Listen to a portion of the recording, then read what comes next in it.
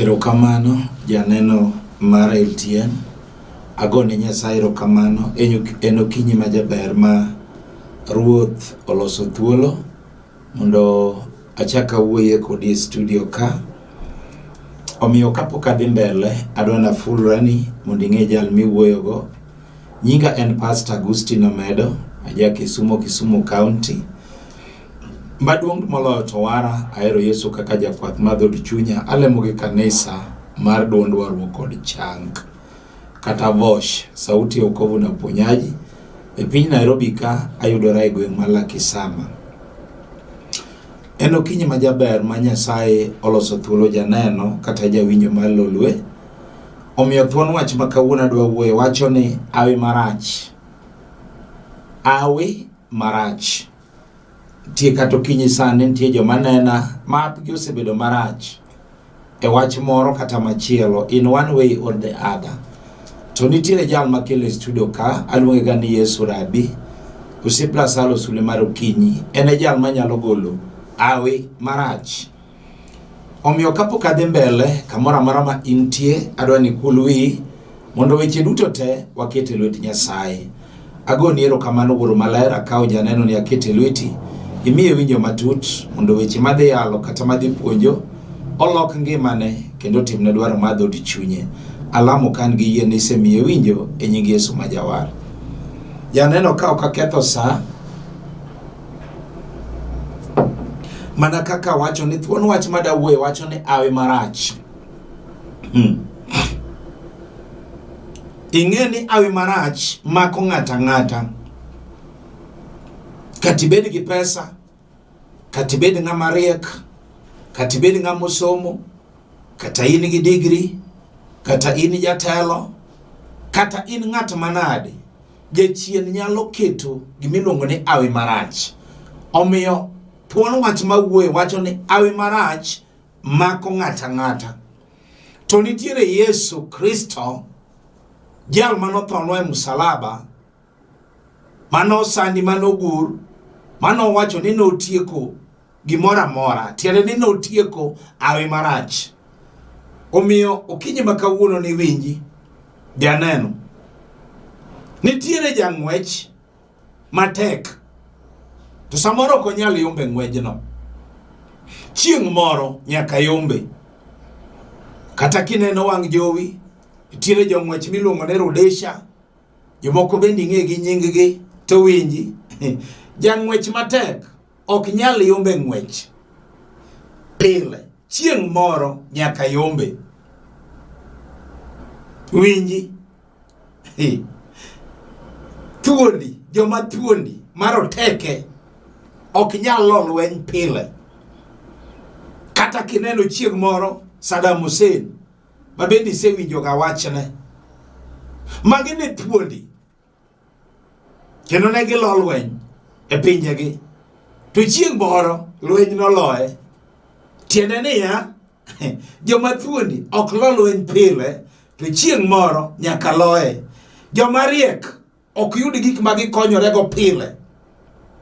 Nikech nitie joma riek e pinyni. Adier nitie joma riek.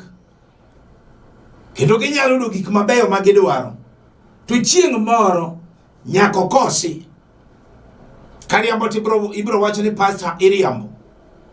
To winji. Joma nigi kod paro maliw pile kendo joma riek ma wigi chwado. Ing'e nitie joma riek ma wigi liw mosomo. Joluo ne wacho niya wigi chwado kendo gin jomwandu. To chieng' moro nyaka mwandu dog chien. Nitie gima dwa keloni hawi marach mamako ng'ata ng'ata. Nitiere jomoko mong'eyo tich. Kendo kata kuonde ma gitie giriek. Kendo gine ma gipuonjo joma bire tijno. Kata king'iyo adier to riek. Kendo tich mong'eyo no ong'eyo otimo gi chunye te. To ni winji ni chieng' moro kata samoro ok onyal yudo duong' kuom tich motiyo no.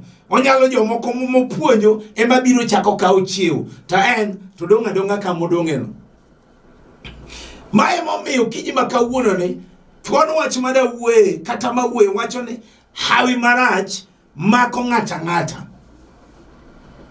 Kuru katinene lolweka. Adwana som kodi muma mar Ecclesiastes 9:11. Wadwa winjo wach Nyasaye. Awacho niya, hawi marach mako ng'ata ng'ata. Kato kinyi makawuono ni, nitiere mama moro mang'iya kasani. Nitiere jaduong' moro manena. Nitiere nyako moro manena kasani kata kijana moro. Mane nindo koteno okonindo tieno. Nikech hawi marach ogore kuome. No somo en gi pesa. Oriek en gi degree.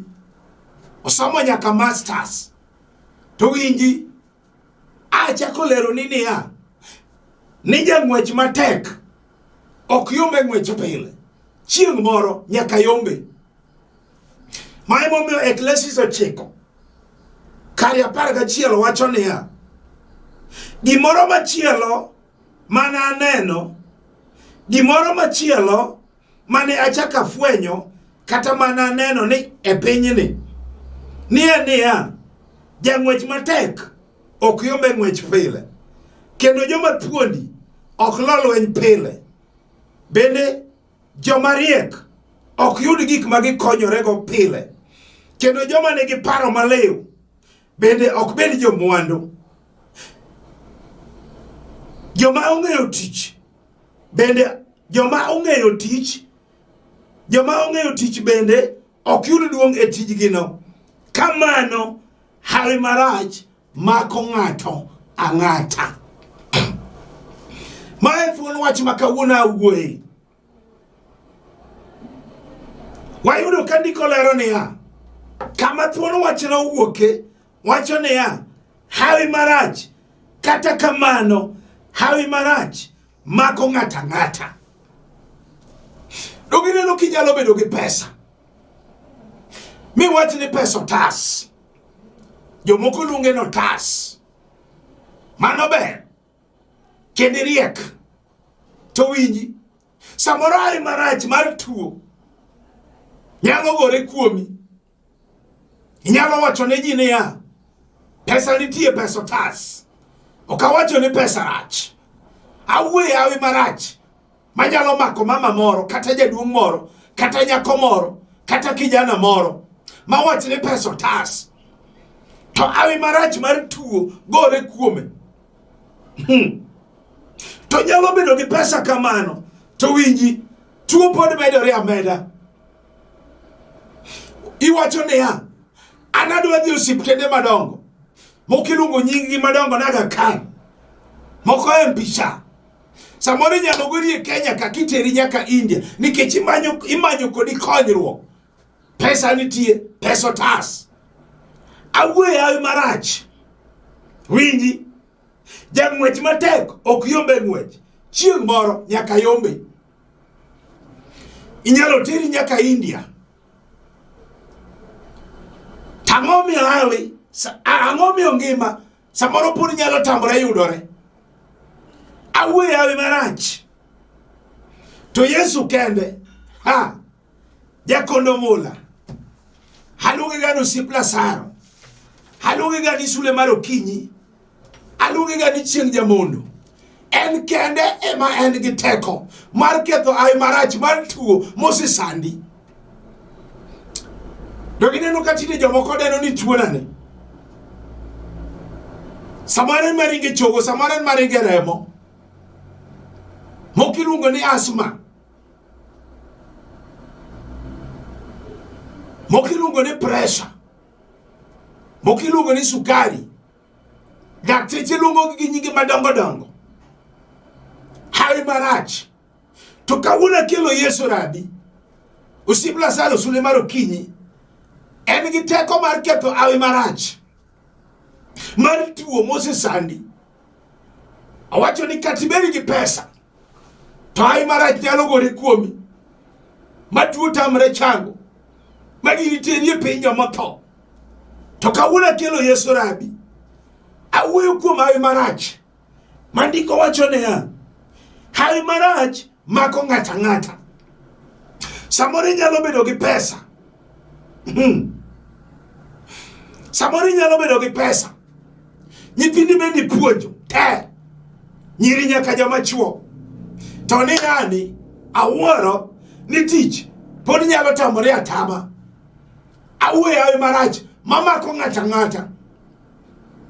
Tich pod nyalo tamo gi atama. Samoro nyalo bedo gi pesa. Inyeone nyaka nyithindi tich. To winji tich pod kethore aketha. Awuoyo hawi marach mamako ng'ata ng'ata. To kawuono akelo Yesu jakondo mula. Aluonge gano osiep Lazaro sule mar okinyi. Iwinjo? En kati bedo gi pesa. Maji wacho ni in gotas. Jomoko deno ni manyonge. Tich pod tamore atama. Dogi neno jaduogi nyiewne nyaka nyithindi tich. To pod giwe tich aticha. Kawuono akelo jal moro ka. Aluonge ni Yesu Rabi. Aluonge gano osiep Lazaro. Aluonge gani chieng' nyamondo. En kende. Ene mane gi teko mar ketho hawi marach. Moses sani ni ok inyal yudo tich. Winji. Samoro nyalo bedo gi pesa. Kendo ing'eyo dakteche te. Moko bende osiepeni. Samoro bende in daktari kendi. Awuoyo gi mama mosemanyo nyathi ndalo mathoth. Inyalo bedo gi pesa. Ing'eyo nyaka dakteche. Samoro in nyaka daktari. Idhi nyaka kanyuke madongo dongo ing'eyo nikech pesa nitie. To winji nyathi pod nyalo tamore atama. Akiani ng'ato be winja. Nyathi pod nyalo tamore atama. Awacho ni Yesu kende. Masa moro dhi ir dakteche madongo. Iluongo ni gynecologist. Mano mosomo imine temo tieko. To winji nyathi pod tamore atama yudore. Akiani ng'ato be winja. Mi wacho ni bas. Samoro ing'e nyaka daktari ming'eyo. Ma wacho ni nosomo miluongo ni gynecologist. Ene mosomo imine te. Ong'eyo. Mano ber. Mi wacho ni bas. Jowadwa kawuono ayudo konyruok. Ni to nyathi. Gima duoga fwenyo ni nyathi pod nyalo tamore atama. Akiani ng'ato be winja. Awuoyo hawi marach. Jogi nene nyalo bedo gi pesa. Idwaro nyathi. Idhi nyaka kanyuoke. Idhi nyaka ka jokalondo. Ber, mano ok rach. Pesa pod nitie. To winji chieng' moro nyathi pod tamore atama. Yesu kende jakondo mula. Osiep Lazaro sule mar okinyi chieng' nyamondo. Ene manyalo chiwo makata pesa onge. Kata kisewuotho. En odwaro mana yie kende. Maka in godo to kelo konyruok. Winji samoro nyalo bedo ni riek. Isomo in gi degree. Jomoko somo masters. To winji akia gima pod nyalo timore. Tich pod tamore atama. Ji adi mosomo. Ji adi manigi degree. Ji adi mosomo masters. To ni tich otamore. Jachien pod tere tich mane ok osomo. Akia ni ng'ato be winja. Mawacho ni pasa weche miwacho gin kare. Jachien kia kata sombi. Jachien kia kata master ma in go. Yesu kende ma jachien oluoro. Okawacho ni somo rach, somo ber. To bedie gi degree. Tibedie gi Nyasaye. Ibedie gi Yesu Simba. Osiep Lazaro. Dogine lo kedho mo kisungu. Madongo dongo. Makoni wacho niya, in fact, actually, kisungu to ber. Okawacho ni kisungu rach. To ere geno. Nikech idho mogi to tich otamore. Awuoyo hawi marach. Manyalo luwo ng'ata ng'ata. Mane thuon wach makawuono na wuoye. Hawi marach. Manyalo luwo ng'ata ng'ata. Manyalo mako ng'ata ng'ata. To kawuono kigeno kuom Yesu Kristo. Tich nyaka yudre. Bedie gi degree. bedie ni somo master to Yesu bende ni e akeni ng'ato be winja Nikolero kawacho niya hawi marach mako ng'ato ang'ata omiyo kata kawuono awinjo ka Yesu biro timo gimoro obiro timo ne jal moro winji inyalo bedo ni jaber awuoyo gi nyiri koro sani inyalo bedo ni jaber kendo in figure 8 mama uno chwe jaboko Nyasaye no chwe berde kendo en gi tich osomo owacho ne ya an ok nyal kenda gi ng'ata ana ayiero my choice mano ber my choice ok anyal kenda gi ng'ata ayiero my choice mano ber klasa to eregeno tedo pod tamie tama nikech pod irito jachien ogeng'o ni awi marach awuoyo awi marach inyalo bedo kamano to dichuo tedo pod tamie tama iluongi no dhi oluogo samoro iluongi no idiwo inyalo bedo jaber jaula joluo nogo ngero kamano to pod tedo tami iduogo dalau minu paki tatino nyathina iratego mana chwe wuoi iloko to mama uchiemo mama upaki mama ukia kare ni awe marach emo maki awacho niya samori somo iriek in gi pesa ijaber in gi figure 8 jachien kia kata ber ng'ato tedo pod tamore pod inyalo kwano mana chuo iwinjo to ba in gi nyithindo 5 ni ng'ato ka ng'ato gi wuongi to ne iriek isomo in gi pesa iwacho ni my choice an pod adwaro my choice hawi marach mako ng'ata to kawuono nyako ding'e Yesu ding'e jakondo mola ding'e osiep Lazaro mawuoyo wieni di wacho ni kare ber na onge tich di wacho ni kare rieko na onge tich di wacho ni kare rieko na onge kinyal konya rieko mar Yesu kende mar mano Yesu Kristo jal manotho e musalaba Kalvari mano wacho norumo duto te en kende ma en gi teko mar ketho hawi marach be akena wuoyo gi ng'ato mawinja mawacho ni pastor an kare ma an gi hawi marach iwinjo samoro nyalo bedo gi pesa iriek in gi tich itiyo to winji jochiende mag kong'o pod onyalo gore kit ngimani nyalo gore ot mama iwinjo to maendeleo pod tamie tama nikech kong'o pesa nitie awacho ni pesa iluongo notas jomoko luonge notas mano nitie inyalo bedo go mano ber to kong'o tami maendeleo kong'o nyalo tami gero ot kong'o pod nyalo tami nyomo chiegi kong'o pod nyalo tami bedo gi kwe ot akeni bi winja mama dogineno ka chuori tiyo oriek en gi pesa to jochiende mag kong'o mawe marach manogore kuome odagi ni ok nyal nyuomi odagi ni kwe ok nyal bede odi Yesu Kristo jal makelo kani en kende ema en gi ratiro mar ketho hawi marach mar kong'o awinjo ka Nyasaye biro timo gimoro aluongo ni osiep Lazaro Nyasach loch teko gi loch ni e lwete iwinjo mama samoro nyalo bedo gi pesa inyalo bedo ni somo kendi tiyo awuoyo hawi marach mamako ng'ata okia ni in jatelo okia ni in gi pesa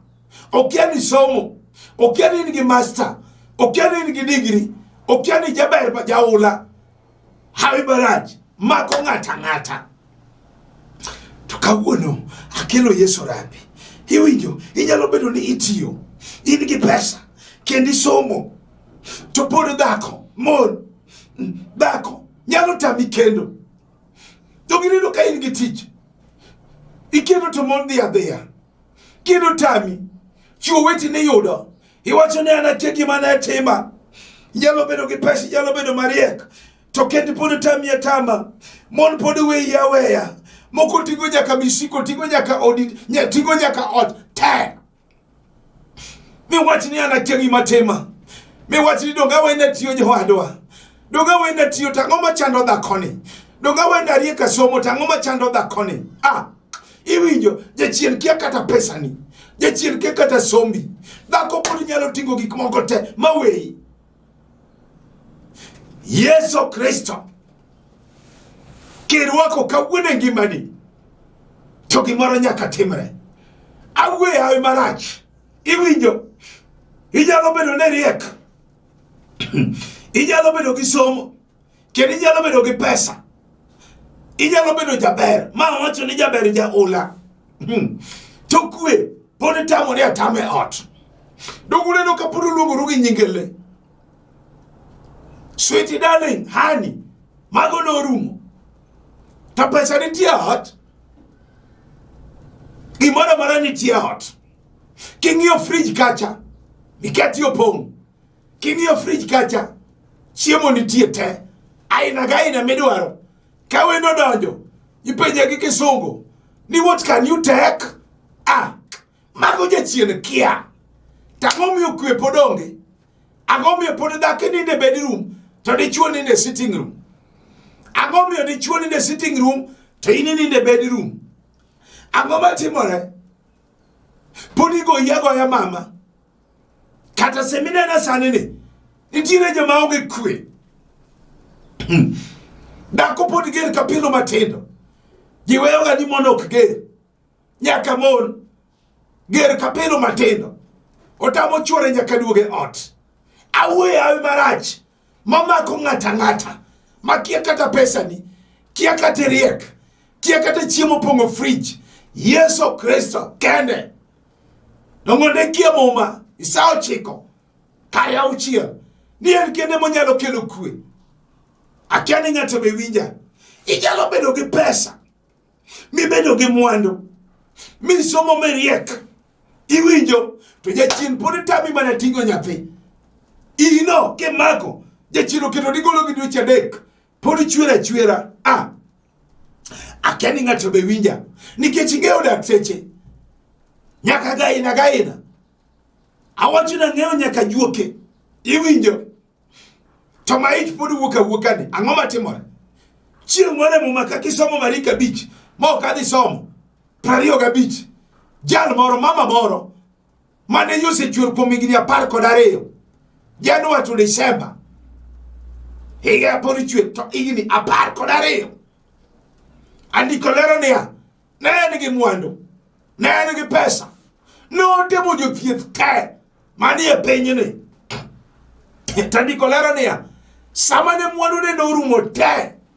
To winjo umbi Yesu malando ka. Owinjo osiep Lazaro. Mi winjo wuoyo ka kuomene. To wacho kawuono ok adwa timo neno. An gi yie adwaro ko yie moro. Makadhi adhi tamulo riek lawe. Tagene remo Mose sandane. Mose miyo luengni gi pekni emosiepe nane. Kawuono dhi chok.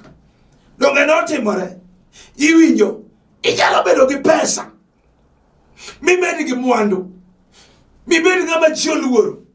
To ma ot pudo tamore gerore ni. To madalo tamigoloni. Akeni ng'ama to be winja.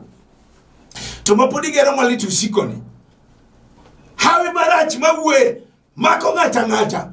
To kawuono king'e Yesu. Osiep Lazaro mawuoyeni. Jakono mola. Sule mar okinyi. Chieng' jamondo. En gi teko. Iwinjo. Ijalo bedo gi pesa. Kendo in jaohala maduong'. Ma ji oluoro makikalo to ji kuloreni.